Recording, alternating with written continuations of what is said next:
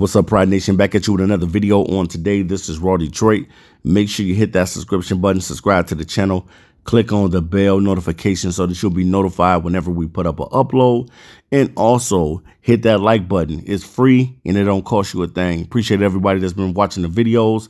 We're going to talk about the Detroit Lions defensive struggle versus the Colts, but we're just going to talk about the Lions defense in general because this is something that we need to talk about. It is the elephant in the room, and we can't keep ignoring what we're seeing out on the field.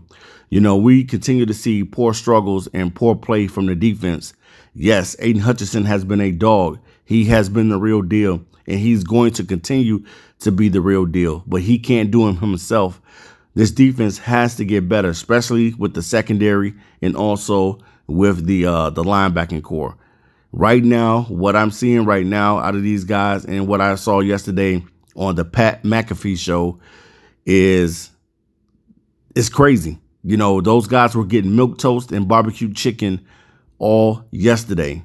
Now, granted, I did see Jeffrey Okudah break up one pass, and he was really, really happy to break that pass up. And the Lions did get a few interceptions yesterday. But at the same time, for the most part, they were getting used and abused by the Colts receivers. Everyone was catching the football. It didn't matter if Tracy Walker was guarding a guy. It didn't matter if Amani was guarding a guy. It didn't matter if Jeffrey Okudah was guarding someone. Everybody was getting that business yesterday. And that's something that you're going to have to really, really think about headed into the first game of the season against the #1 rushing attack last season and the Philadelphia Eagles. And you may not know that, but I just wanted to give you a heads up on it that the Eagles were the #1 team running the football last season. And Detroit has struggles when it comes to stopping the run. It's evident, you know, it's everybody knows this. Everybody knows that the Lions struggle with stopping the run. I mean, look what mobile quarterbacks do to us. Look what Marcus Mariota and Desmond Ridder just did to us against the Falcons. We struggle against mobile quarterbacks, being able to contain them. We don't contain mobile quarterbacks well, and they use us and abuse us. And it's just simply crazy, man. You know, I definitely think that Aaron Glenn is going to clean up some of the stuff that is going on this defense because he is the defensive coordinator. And if the defense struggles like this season, I don't think that AG will be getting the coaching job, because the defense, you don't want the defense to regress. You want them to get better. And like I said before, guys, I felt like the Lions should have took a linebacker in this draft, and I continue to stick with that. They should have took a linebacker. And what I mean by that is I'm talking about a guy that could possibly be a dog or a stud. Now, I don't know what I can't speak on Malcolm Rodriguez yet because I haven't seen enough of him to really say that he's going to be the man in the middle, because I don't know what the Lions ultimately going to do. You know, is Kevin Shepard going to give the keys to Malcolm Rodriguez and allow this young rookie to play the middle linebacker over Alex Anzalone? I don't truly know what's really going to happen. But what I do know is going into the season, this is going to be the team's Achilles heel. This is going to be the team's Achilles heel, that they're going to struggle defensively all year long, especially if you don't have Levi and you don't have Josh Pascal giving a push up front, and you got Aiden Hutchinson and Harris doing all of the work. I don't think that it's going to be fair to those guys. And like I said before, man, it's, you know, I don't want to put everything on the rookie. And I'm not going to put everything on Aiden Hutchinson to do it all. To be a true good defensive unit, you have to be good with the linebackers, and you have to be solid with the secondary. And it goes hand in hand with having a good front seven anyway. All that stuff goes hand in hand. The big guys up front, they give the push, they get the pressure. They're able to make the quarterback, you know what I'm saying, hurry, or they're able to get him to throw incompletions. That's going to be a good thing, or even interceptions. But what I'm seeing right now and what I saw at Pat McAfee yesterday with those 7-on-7 drills, and pretty much I already know that the 7-on-7 drills are drills that pretty much the receivers can use and abuse the defensive backs. And the 11-on-11s, the Lions are, a little bit better on the 11-on-11s, but they was getting they was just getting cream puffed, man. Let's just keep it real, man. The defense worries me, man. And if you're not worried as a Detroit Lions fan, then I don't know what to say, because this defense going into the season is really, really terrifying, because you don't know what you're going to get. You don't know who's going to really step up. You know what Amani can do. The jury is still out on what Jeffrey Okudah is going to be. Tracy Walker has to step up. He's a veteran now. And you got Deshaun Elliott back there. I know Kirby Joseph, shout out to him getting an interception yesterday. Definitely, when you see the young rookies doing a good job, you want to give them, you want to give them love. Shout out to Kirby Joseph for getting that pick yesterday. But at the same time, man, I think going into the season, man, this defense is going to struggle. This defense, if they can't clean it up against the Colts in the next preseason game, I think it's only 3 games that you play in the preseason now. They've taken away one of them. If they don't clean up their act, you're going to see the good, the bad, and the ugly with this defense all season long. Because we're going to be giving up big runs, and we're not going to be able to contain the tight ends. What Detroit Lions need is a true linebacker. And I know you're saying, Raw, what do you mean by that? What do you mean that we need a true linebacker?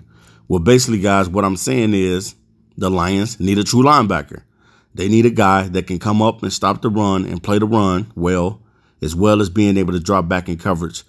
Sometimes when you get linebackers, they are scheme fit linebackers or they're system fit linebackers, but you need that true linebacker that knows how to do his job.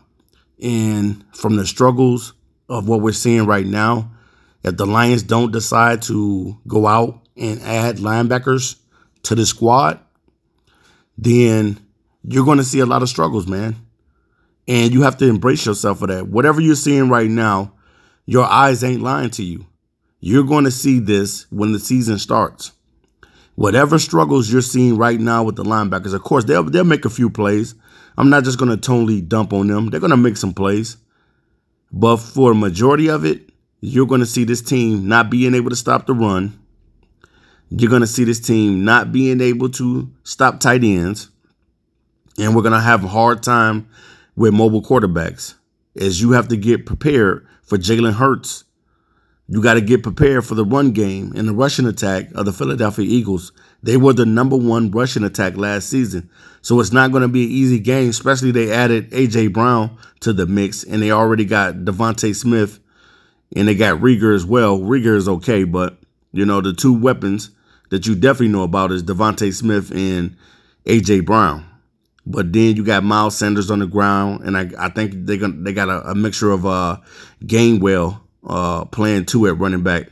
So you're going to have your issues, man, with being able to stop that run game. And we have a hard time containing mobile quarterbacks. Everyone knows this. So that's the reason why I say that the Lions need to find a way to pick up and add a linebacker. If those linebackers that you have are not working out, man, you got to find some help. Or if not, if not, you're going to see the struggles. You're going to see the growing pains with this defense. And it's going to be a little regression, going into the season. I know everybody expectations is very high.